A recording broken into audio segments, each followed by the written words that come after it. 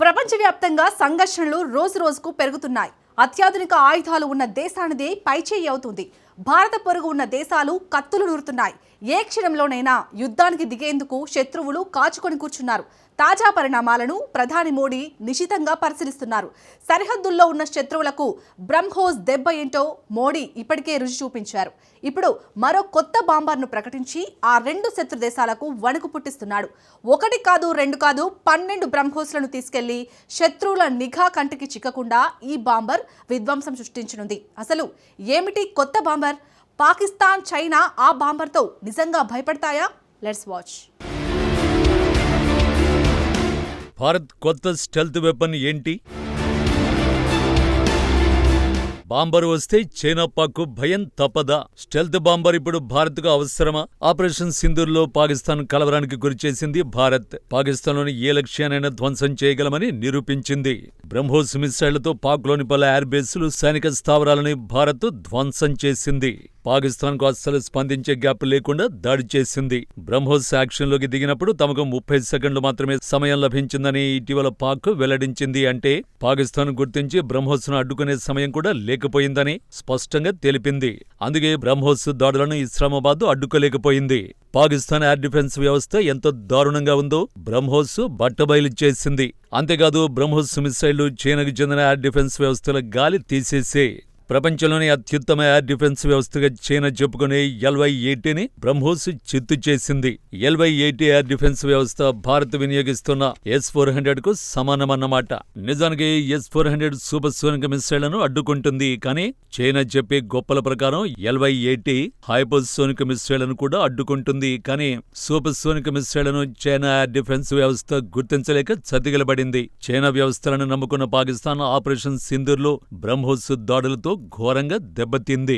నిజానికి BrahMos మిసైళ్లను Sukhoi Su-30 MKI యుద్ధ విమానాల్లో వినియోగించింది.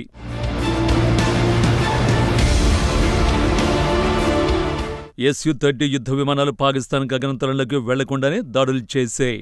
అంటే భారత గగనతలంలో నుంచే బ్రహ్మోస్ మిసైళ్లతో Su-30 ఫైటర్ జెట్లు దాడి చేశాయి. ఒకవేళ ఈ యుద్ధ విమానాలు పాకిస్తాన్ గగనతలంలోకి వెళ్లి ఉంటే క్షణాల్లో ఆ దేశం కూల్చేసేది. ఇది కాకుండా పక్కలో బల్లెంలా మారిన డ్రాగన్ను బ్రహ్మోస్తో అంత ఈజీగా దాడి చేయడం కుదరదు. ఎందుకంటే దీని పరిధి 290 కిలోమీటర్లు మాత్రమే. అంటే చైనా లోపలకు Su-30 దూసుకెళ్లి బ్రహ్మోస్తో దాడి చేయడం అసంభవం అన్నమాట. ఇదే ఇన్నాళ్లు చైనాను సంతోషపెట్టింది.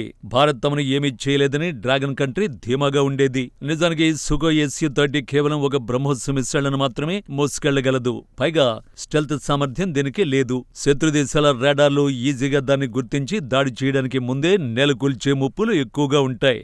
అంతేకాదు, పాకిస్తాన్కు చైనా అత్యాధునిక 5వ తరానికి చెందిన 40 J-35 యుద్ధ విమానాల్ని అందించేందుకు సిద్ధమైంది. ఈ యుద్ధ విమానాలు స్టెల్త్ టెక్నాలజీతో పనిచేస్తాయి.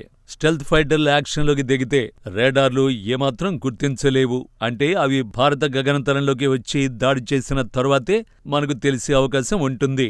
ఈ నేపథ్యంలో రెండు దేశాలకు కౌంటర్ ఇచ్చేందుకు భారత్ సిద్ధమైంది. ఈ క్రమంలోనే పాకిస్తాన్కు కమ్యూనిస్టు కంట్రీకి వణుకు పుట్టే పిడుగులాంటి వార్తను భారత్ అందించింది.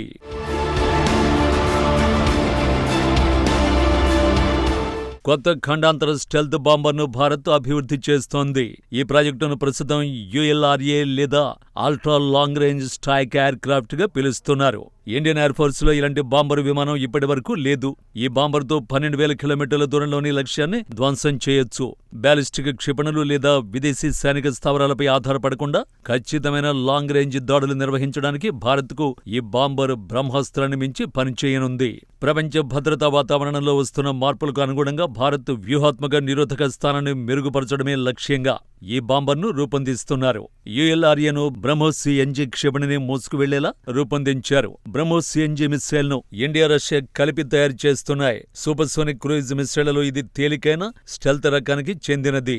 ఈ నెక్స్ట్ జనరేషన్ మిసైళ్లను ULRAకు అనుసంధానం చేస్తే సుదూర ప్రాంతాల్లోని లక్ష్యాలను సైతం భారత్ తుక్కు చేయగల సామర్థ్యం లభిస్తుంది. అంతేకాదు, బ్రహ్మోస్ CNG మిసైళ్లు ప్లస్ భారత బాంబర్ను శత్రువుల రక్షణ వ్యవస్థలు ఏమాత్రం కనిపెట్టలేవు. తాజా నివేదికల ప్రకారం ఈ బాంబర్లో రేడార్ శోషక పదార్థాలు, రేడార్ క్రాస్ సెక్షన్ వంటి ఫీచర్లు ఉంటాయని భారత్ చెబుతోంది. భిన్నమైన ఎత్తుల్లో వేరువేరు వేగాల వద్ద స్వింగ్ వింగ్ తో సహా స్టెల్త్ డిజైన్ ఫీచర్లు ఉంటాయి.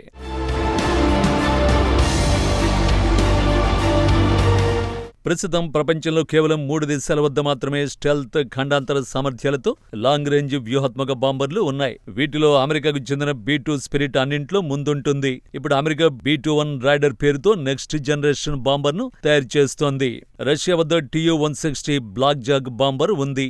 ఇది PAK-DSS స్టెల్త్ టెక్నాలజీతో పనిచేస్తుంది. డ్రాగన్ కంట్రీ సైతం స్టెల్త్ బాంబర్లను అభివృద్ధి చేస్తోంది. షియాన్ H-20 బాంబర్ నిర్మాణం తుది దశకు చేరుకున్నట్టు సమాచారం. ఇక భారత్ ULRA అందుబాటులోకి వస్తే స్టెల్త్ బాంబర్ ఉన్న 4వ దేశంగా అవతరిస్తుంది. అంతేకాదు అభివృద్ధి చెందుతున్న శక్తుల్లో మొదటి దేశంగా కూడా భారత్ నిలవనుంది. ఈ బాంబర్ల ఉద్దేశం వ్యూహాత్మక స్వభావం కలిగి ఉండడమే.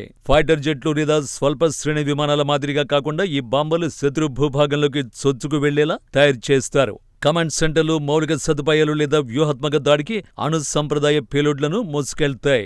సుమారు 40 టన్నుల క్షేపణులు లేదా బాంబుల్ని ఇది మోసుకెళ్లగలదు. వీటిని సుదీర్ఘకాలం గస్తీ నిర్వహించడానికి, శత్రువుల్ని దెబ్బతీయడానికి ఉపయోగించొచ్చు.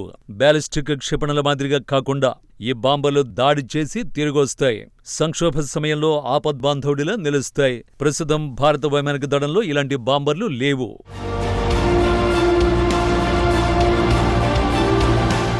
ప్రస్తుతం బ్రహ్మోస్ లాంటి మిస్సైళ్లను సుఖోయ్ Su-30 జాగ్వార్ ఫైటర్ జెట్లలోనే వినియోగిస్తున్నారు. ఈ ఫైటర్ జెట్లు పాతవి కావడంతో కొత్తవి నిర్మించాల్సిన పరిస్థితి ఏర్పడింది. పైగా భారత్ వద్ద ఉన్న ఫైటర్లలో ఏవీ స్టెల్త్ టెక్నాలజీతో లేవు. ULRA వంటి బాంబర్లతో భారత్కు స్టెల్త్ యుద్ధ విమానాలు, బాంబర్ల లోటు తీరుతుంది. తూర్పు, మధ్య యూరోప్ లక్ష్యాలను చేరుకునేలా ఈ బాంబర్ను భారత్ నిర్మిస్తోంది. అయితే దీని ఖర్చు కూడా భారీగానే ఉంటుందన్న అంచనాలు వెలువడుతున్నాయి. ULRA బాంబర్ కోసం భారత్ ఏకంగా 6,000 కోట్ల రూపాయలను వెచ్చిస్తున్నట్టు నివేదికలు వెల్లడిస్తున్నాయి. సింపుల్ గా చెప్పాలంటే అమెరికన్ B-2 బాంబర్ లాంటి దాన్ని భారత్ తయారు చేస్తోంది. దీనికి తోడు సురక్షితమైన ఎయిర్ బేస్లు, పటిష్టమైన షెల్టర్లు, కొత్త కమాండ్ కంట్రోల్ వ్యవస్థలు, విస్తృతమైన పైలట్ శిక్షణ వంటి మౌలిక సదుపాయాలను కల్పించేందుకు గణనీయమైన పెట్టుబడి అవసరం. అదనంగా ఉపగ్రహ కమ్యూనికేషన్లు, రియల్ టైం మిషన్ కోఆర్డినేషన్తో సహా లాంగ్ రేంజ్ కార్యకలాపాల కోసం సురక్షితమైన నెట్వర్క్ ను ఏర్పాటు చేయాల్సి ఉంటుంది. అందుబాటులో ఉన్న సమాచారం ప్రకారం మరో 5-6 ఏళ్లలో తొలి బాంబర్ను అందుబాటులోకి తీసుకురావడమే లక్ష్యంగా భారత్ పనిచేస్తోంది. అంటే 2032-2035 మధ్య కాలంలో ఈ స్టెల్త్ బాంబర్లు ఎయిర్ ఫోర్స్ అమ్ముల పొదిలోకి చేరనున్నాయి. అంత లేటు ఎందుకు అంటే స్టెల్త్ ఫైటర్ జెట్ల తయారీ అనుకున్నంత ఈజీ కాదు. స్టెల్త్ ఎయిర్ క్రాఫ్ట్లకు అతి ముఖ్యమైనది ఎయిర్ ఫ్రేమ్. ఇది పూర్తయ్యాక ఇంజిన్, స్టెల్త్ టెస్టింగ్, ఆయుధాల ఏకీకరణ వంటి సంక్లిష్ట అంశాలు ఎన్నో ఉన్నాయి. ఇన్నాళ్లు సంప్రదాయ సరిహద్దు రక్షణ, ప్రాంతీయ ఎదురుదాడులకు సామర్థ్యంపైనే భారత్ దృష్టి సారించింది. భౌగోళిక ఘర్షణలు, ఆపరేషన్ సింధూర్ తర్వాతి పరిణామాల నేపథ్యంలో భారత్ అత్యాధునిక యుద్ధ విమానాలు, ఆయుధాలపై దృష్టి సారించింది. 2035 నాటికి శక్తివంతమైన మిలిటరీ ఉన్న దేశంగా భారత్ను మార్చాలని ప్రధాని మోడీ కంకణం కట్టుకున్నారు.